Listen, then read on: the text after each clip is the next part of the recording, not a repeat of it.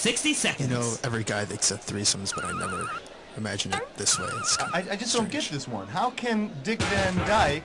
One player. Hey, don't worry. We'll be your designated friend. Oh, yeah. Hey, I need the... Alrighty, then. 30 seconds. When you want to buzz in, hit the letter B. B as in briquette. Charcoal briquette. Thanks. 20 seconds. Right, so there was Patty Duke, and then who played the other one, her cousin? Ooh. 20. Hey, when a question pops up, you gotta buzz in. Then you pick your answer on the screen and hit the right number on the keyboard, all right? Follow me? It's real easy. 10 seconds. Good 9, luck. 8, 7, All right, 6, we're going. Lose the 5, desktop. 4, Let's go to 3. black. When man's best friend gets a little too friendly.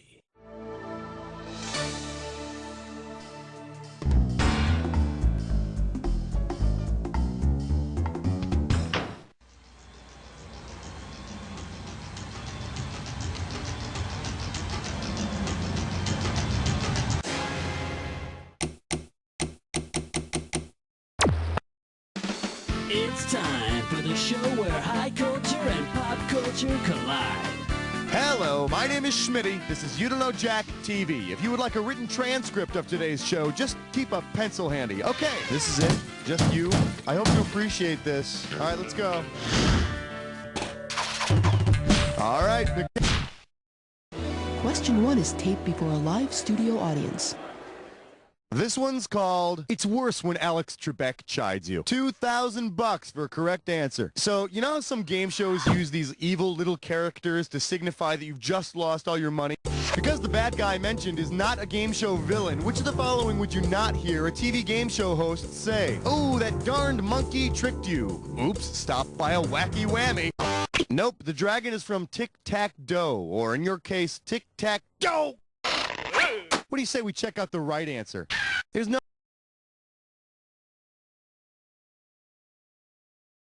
game show monkey out there in TV land. I mean, besides Bob Eubanks.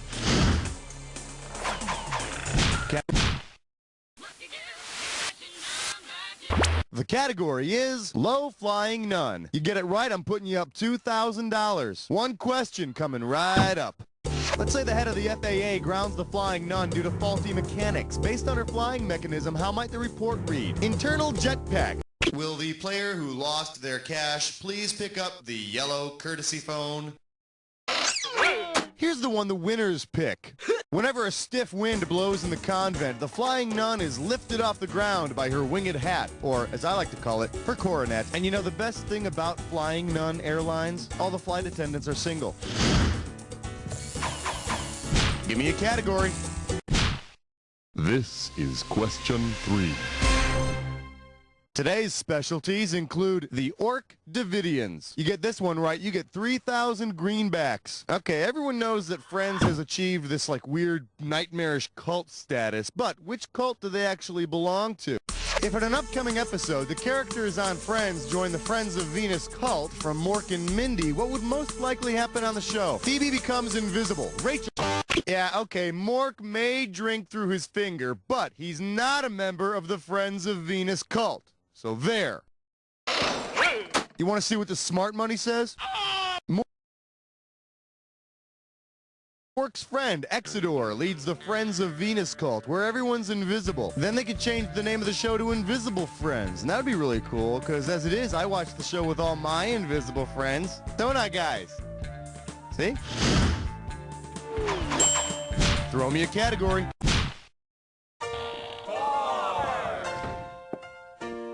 Hey. Well, what do we have here? An MTV moment. You get this one, you pocket $2,000. All right, this is fill in the blank. So, when you think you know the answer, hit your buzzer and type in what's missing in this sequence. Bruce Springsteen, Dancing in the Dark, blank, Friends.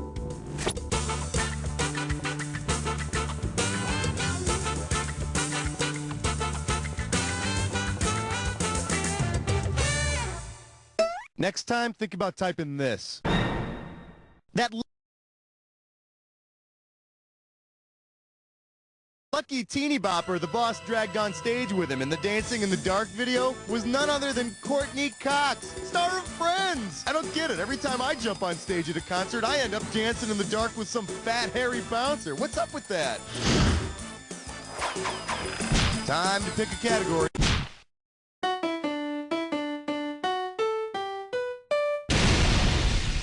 We're calling this one, when they say edited for TV, they mean it. $1,000 at stake on this one. Hey, imagine this. If Richard Chamberlain were to consolidate two of his most famous roles in TV miniseries, what character would you find him playing? A samurai priest, a rich immigrant Texas rancher. He wasn't in Lonesome Dove, and he wasn't in Rich Man, Poor Man. Speaking of poor, should have picked this one. My close personal friend, Dick Chamberlain, starred in two of the biggest all-time miniseries as an English samurai in Shogun and a tortured Australian priest in The Thornbirds. So he kills people, but he's racked with guilt about it. All right, I need a cat. Well, look what you just happened upon, my little friend. You got yourself a dis or dat. And this dis or dat questions category is scum-sucking bottom dwellers. Okay, I'm going to read off the name. All right, Charles in charge. You think you know the rules? I'm just going to put 30 seconds on the clock. Let the games begin. Harry Hamlin, lawyer or liar? John Lovitz. Felicia Rashad. Michael Moriarty. David Leisure. Ken Osmond. One more, Marley Matlin. That is the 7. All right, so you dropped a couple. I've seen worse. Let's look at your score. Now, come on. Every little bit helps. Keep going. All right, pick a category. Hi. Order. Don't shoot. Got him ordered. Tonight. Savory. I love you, question 7. Let's have a big warm welcome for Sometimes the Price is Too High. You're looking at $3,000 on this one. Hey, now everybody's a big Price is Right fan, right? I mean, when you go to parties, you sit around and you talk about that moment in 1979 when the show's most famous blooper occurred, right?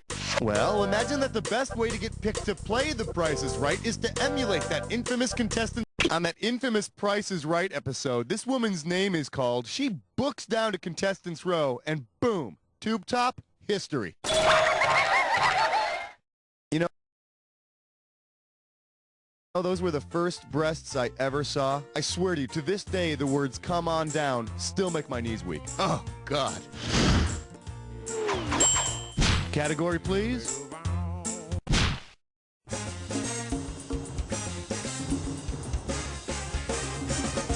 I believe this one is called, did you vote Democratic, Republican, or television? You give me a right answer, I'll give you $3,000. You know, 1984 was not just an election year, it was the year the first Ralph Convention was held, with over 2,100 people attending.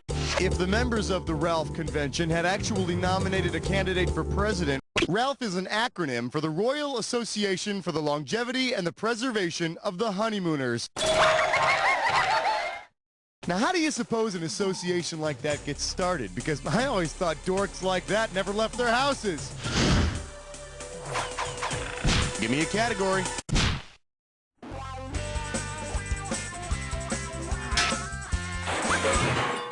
The category? You're a puppet for the man. I got $2,000, says you don't know this one. Eyes forward, we're going. If one of the Fraggles from the kids show Fraggle Rock asked the Oracle Marjorie for advice and didn't... That feels good, don't it? Marjorie is a trash heap, and she gives the Fraggles advice. Kind of like Loveline. All right, I need a...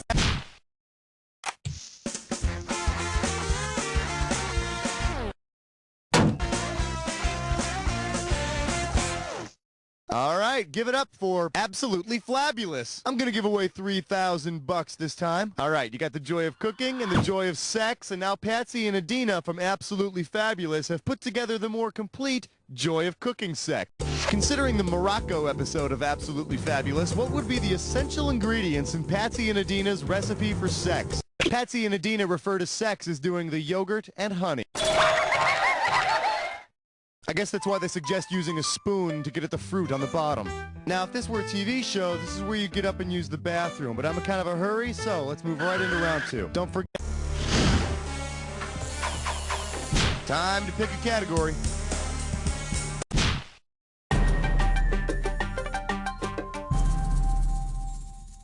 Shake hands with when childhood friends cozy up to the man. How does $4,000 grab you? Uh-oh, looks like we got another corporate sellout. Suppose Nuprin wants to ditch Jimmy Connors and Nolan Ryan and get someone else to pitch their product. Based on the well-known Nuprin tagline, who would be the best choice? Brainy Smurf, Scrappy-Doo, Tweety Bird, or Stimpy? That Nuprin tagline is little, yellow, different, just like Tweety. Hey, somebody get my agent on the phone. I thought I saw a 7-figure contract. Throw me a category.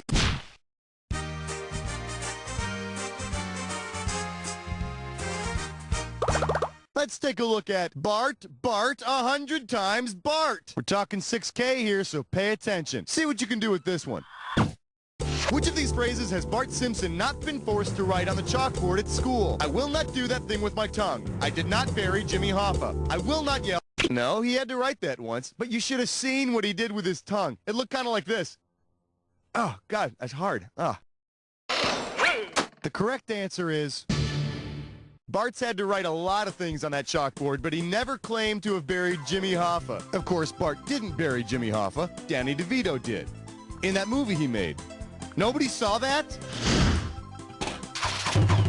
Give me a category. 15! This category is known as You're Cooking with Crisco Now. If you know this one, you're getting $4,000. Okay, free your mind. If Swiss inventor Hansi Lube's TV-related invention had been successful, what could viewers of Yan Can Cook have been able to do to enhance their viewing pleasure? Smell the simmering quail egg. Hansi Lube experimented with smell-o-vision. He tried to transmit scents along with sounds and images. It was actually really great for cooking shows until the first time we saw Yan Can cut the cheese. All right, pick a category. Okay, Flesh Nut Slit Slime Snore. It is time for observation.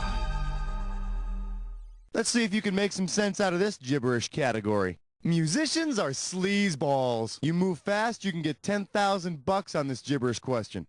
Okay, you're going to have about 30 seconds to solve this thing, but every second and a half, I'm going to take some of that cash back. Okay, you buzz in when you can tell me what phrase does this rhyme with? Jazz Queen spawned VD. All right, type the answer.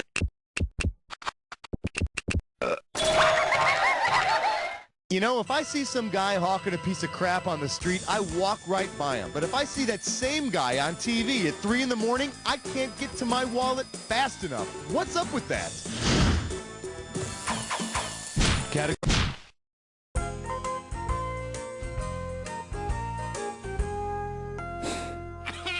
And our special guest tonight, stereotyping isn't just easy, it's fun. You get it right, you get $2K. Pencils ready, let's do it. Suppose Fred Sanford is yelling for Pat Morita's character on Sanford & Son. If Lamont hears Fred yelling, what might he think his father needs? A football? A bandage? A bandage? Yeah, you'll need it, because this is gonna hurt. And you call yourself a Pat Morita fan? On Sanford & Son, Pat Morita played a guy named Ah Chew. Boy, now there's a recipe for wacky fun, huh? Especially with that new German character, Gesund Heit. Throw me a category.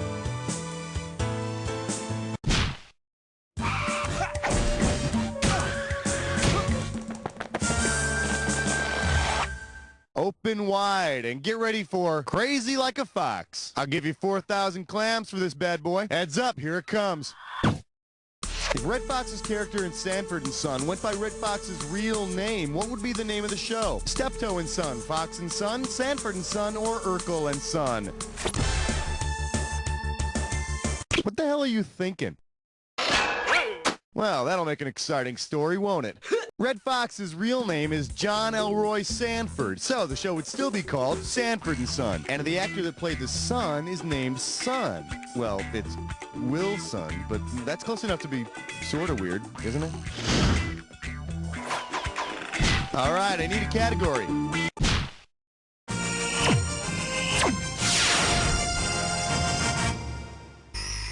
For your viewing pleasure, it's a gun in my pocket. Now hand over the wallet. Sit up straight. This one's going to be worth $6,000. Flex those fingers. Here it comes.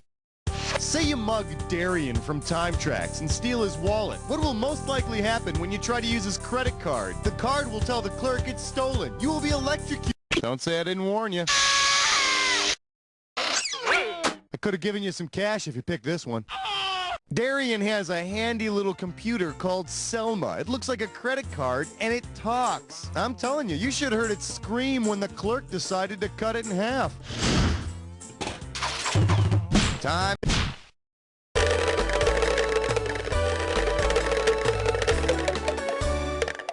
May I introduce, you're inviting me to what? 4,000 big ones for a right answer here. All right, you remember that I Love Lucy episode where Lucy does a TV commercial for a product called Vitamita Vegemin? Considering how Lucy reacts to it, which of the following would be the best use for Vitamita Vegemin? As a substitute, during the demonstration, Lucy gets drunk off the health elixir. Yeah, and you know how Ricky must love it when his favorite redhead comes home all sassy. All right, pick a category.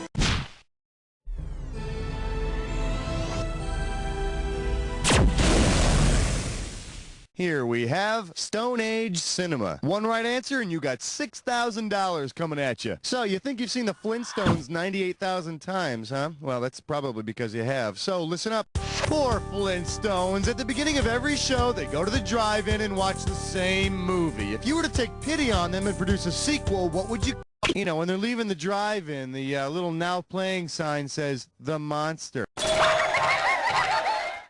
Yeah, I used to live next door to Fred and Wilma, and I saw that movie, The Monster, over and over and over again. Then I ordered me some big old ribs, and it tipped over my car. Then my dinosaur stuck his head through the roof. Damn rag tops.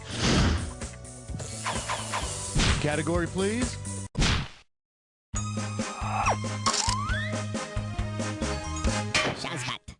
For your enjoyment, too much personality for one show. You get a right answer, you're walking away with $4 grand. Get the wax out of your ears, it's question time. If Quark, the Ferengi bar owner from Star Trek Deep Space Nine, had the same job as the title character in the 1978... The title character from the 1978 sitcom Quark pilots an intergalactic garbage collection ship. But if he's looking for trash, I'm sure he'll find plenty hanging around in that bar. Yeah, drinking's bad. Give me a category.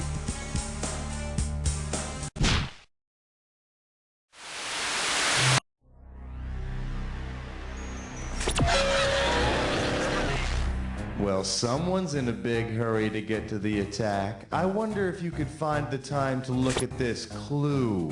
A show within a show. Now let's see what kind of show you put on. Good luck.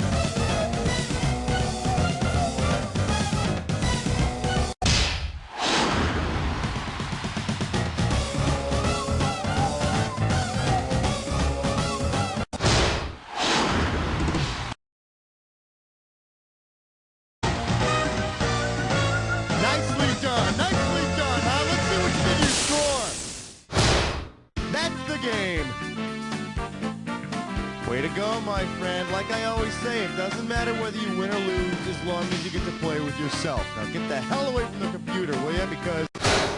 You don't know Jack! Very nice, people. If you ask me, that was worthy of syndication. Okay, get the commercials rolling, and hey, Raul, are we playing again? Well, you're on the high scoreboard there, player. That's really exciting. You want to play